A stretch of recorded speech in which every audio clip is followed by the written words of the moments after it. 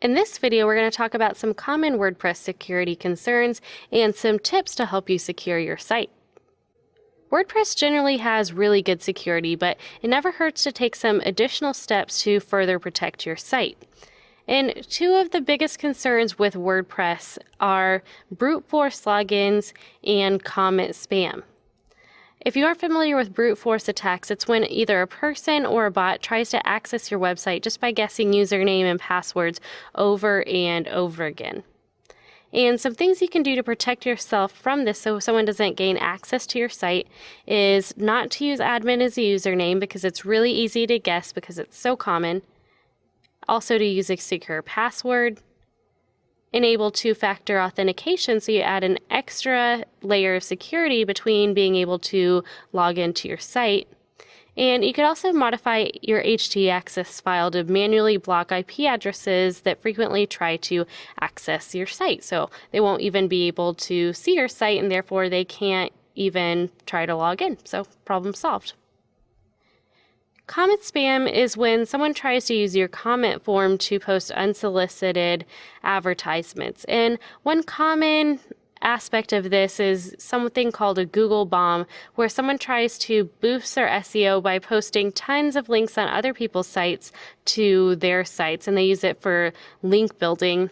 And there's a couple things we can do to block behavior like this. And one is to just keep a regular eye on your comments and regularly go through and perform those comment moderation tasks.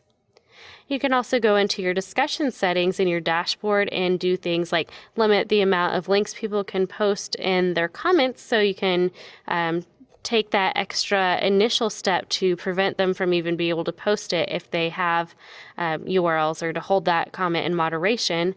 And you could also blacklist specific keywords and IP addresses.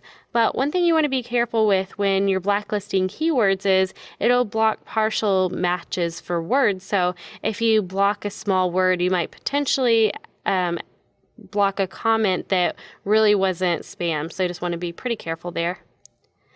And you can also require users to register before they make a comment. So that blocks a lot of brute comment spam type problems. I actually had a website once where I forgot to take some of these additional steps, and I had over 7,000 comments on my site that I had to then worry about going through and filtering to see what was spam and wasn't spam. So it's a really good idea to take these extra steps from the start so you save yourself a lot of effort.